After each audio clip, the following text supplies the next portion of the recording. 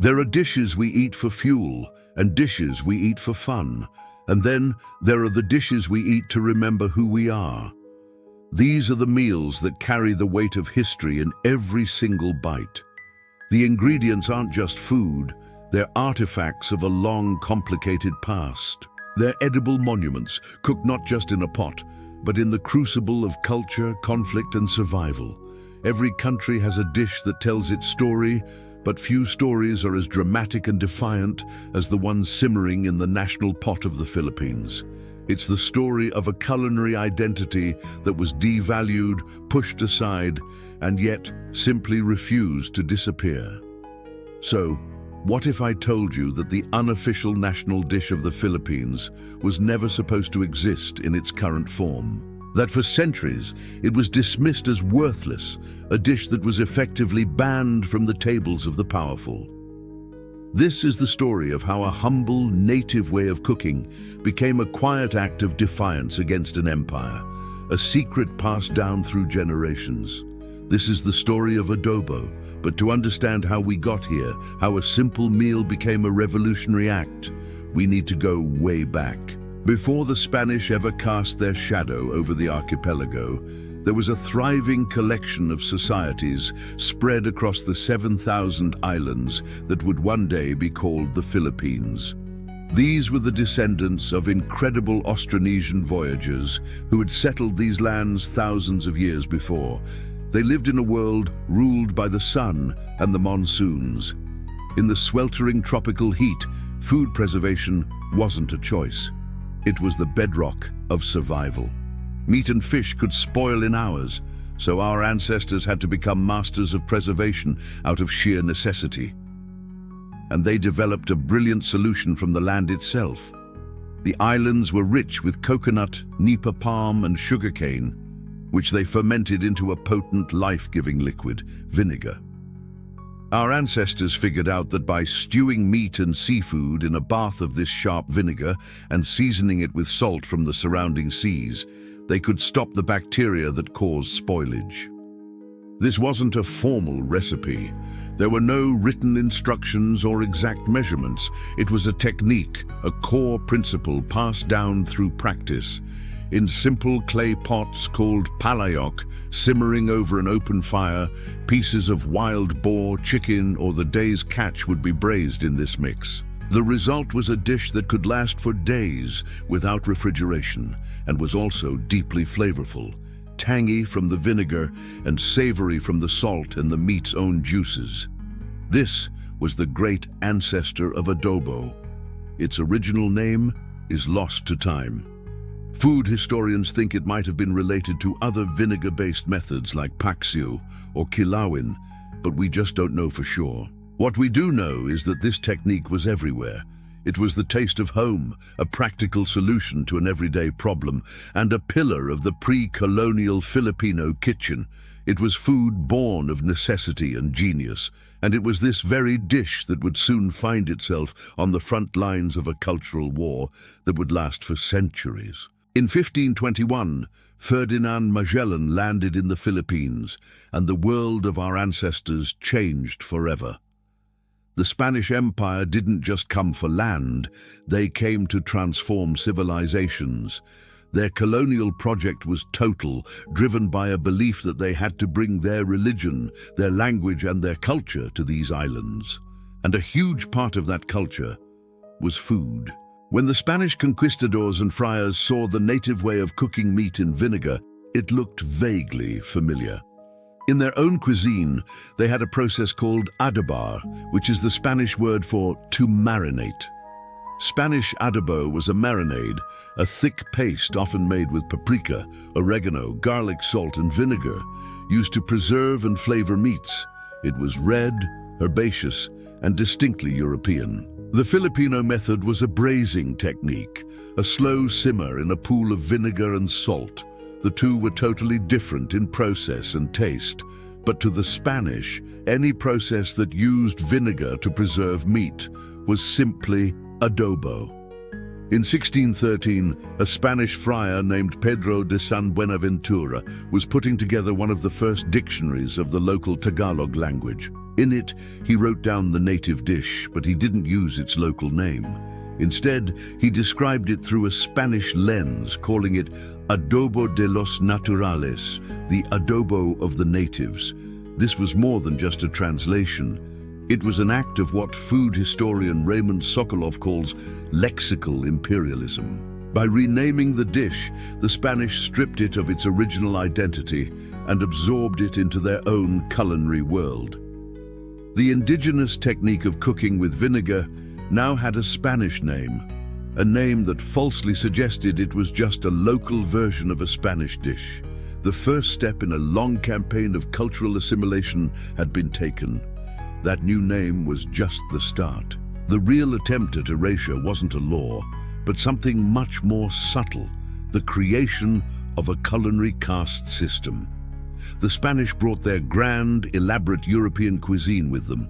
They introduced new ingredients from their global empire, tomatoes, potatoes, bell peppers, and new techniques. They brought their rich stews and roasts, pochero, caldereta, afritada. They brought paella with its expensive saffron and lechon, the whole roasted pig that became the star of any big celebration. This was the food of power. It was served in the homes of Spanish governors and wealthy merchants. Eating this food signaled your status, your sophistication, and your closeness to the colonial rulers. These dishes were complex and required expensive, often imported ingredients. So this fiesta food became aspirational. The Filipino elite, the ilustrados, started adopting these dishes to set themselves apart. Serving a Spanish-style stew was a performance of social class. And where did that leave the native vinegar stew, the dish now called adobo? It was pushed to the bottom of this new culinary ladder. It was dismissed as peasant food. It was what you ate on a regular day, not at a feast. It used simple, local ingredients and wasn't considered fancy or sophisticated because it wasn't Spanish. This was the soft ban. There was no decree that said, "You shall not cook with vinegar," but there was a powerful, unspoken cultural message. Our food is better than your food. To be civilized, you must eat like us. The native cuisine was devalued, framed as the food of the poor and uneducated. The ancestor of adobo was supposed to slowly fade away, replaced by the superior cuisine of the empire.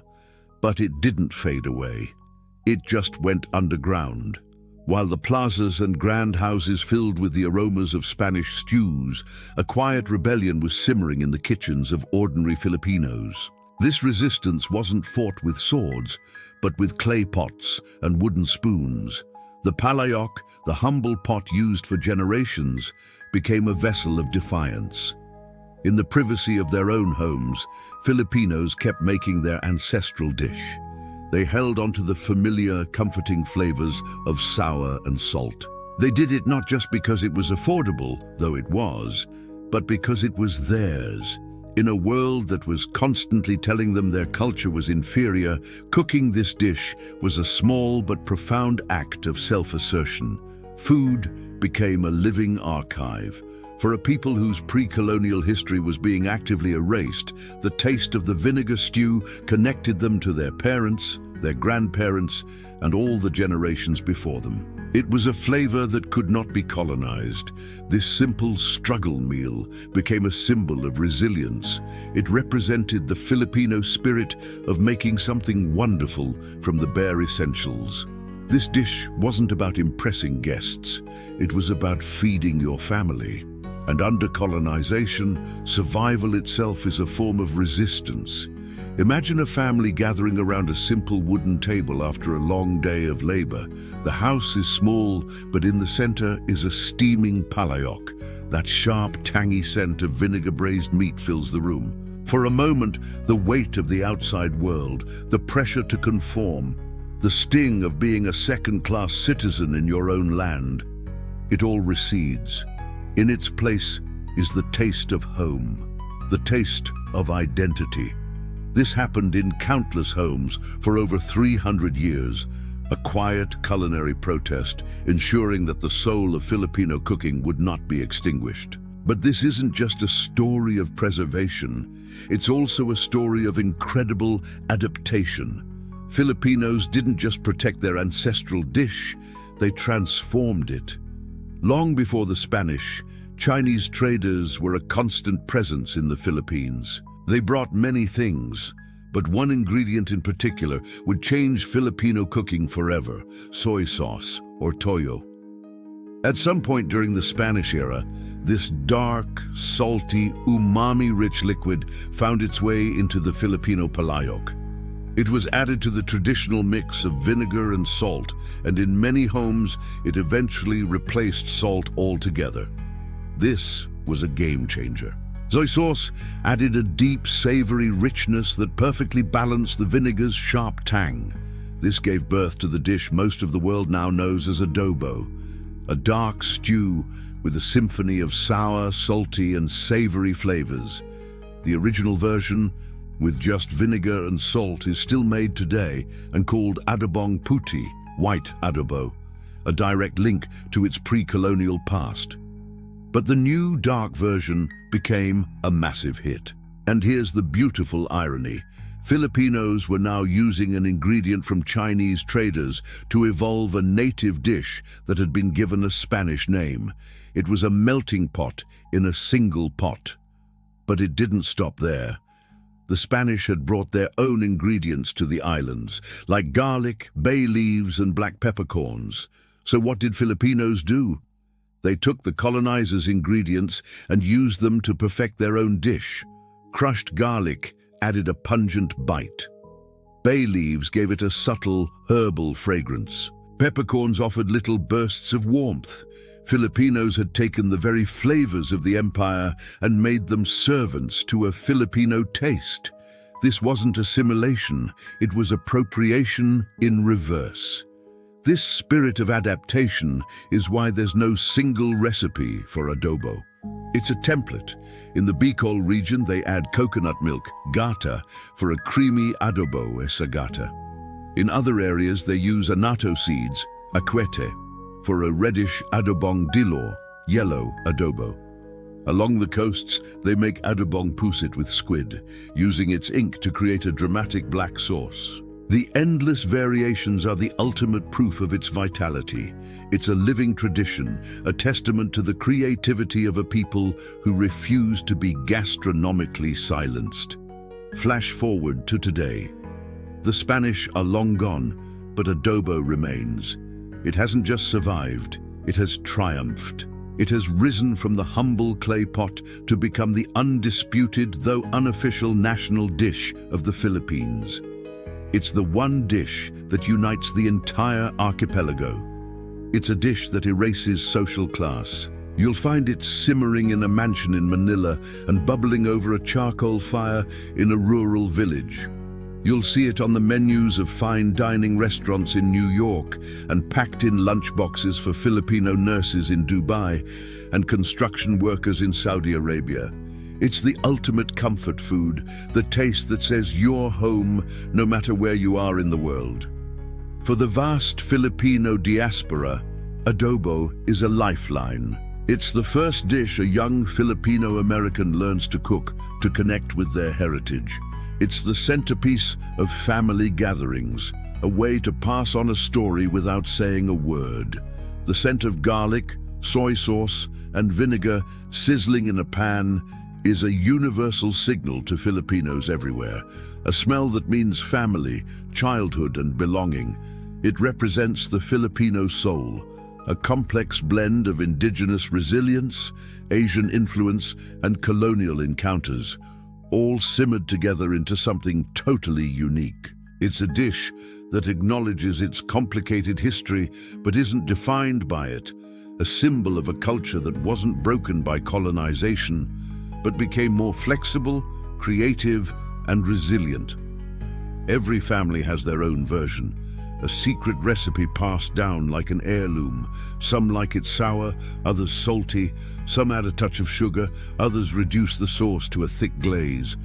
There's no wrong way to make it because every recipe is a chapter in its story, So I want to ask you, what's in your family's adobo? Is it chicken or pork? Dark with soy sauce or white with salt? Share your family's secret, your adobo story, in the comments below. Because every recipe is a part of this incredible legacy. From a prehistoric survival technique to a symbol of quiet defiance, to the beloved national dish of a proud nation, the journey of adobo is the journey of the Philippines itself. It's so much more than a recipe. It's a chronicle of resistance, a declaration of identity, and a delicious testament to the Filipino spirit. It teaches us that survival isn't always about fighting back with force. Sometimes the most powerful revolutionary act is to simply cook the food of your ancestors and pass that tradition on. The Spanish tried to erase a native dish by dismissing it as peasant food. But by holding on to it, evolving it in secret, and loving it, the Filipino people ensured their identity would not only survive, but flourish. In the end, the banned dish didn't just survive colonization, it defined what it means to be Filipino.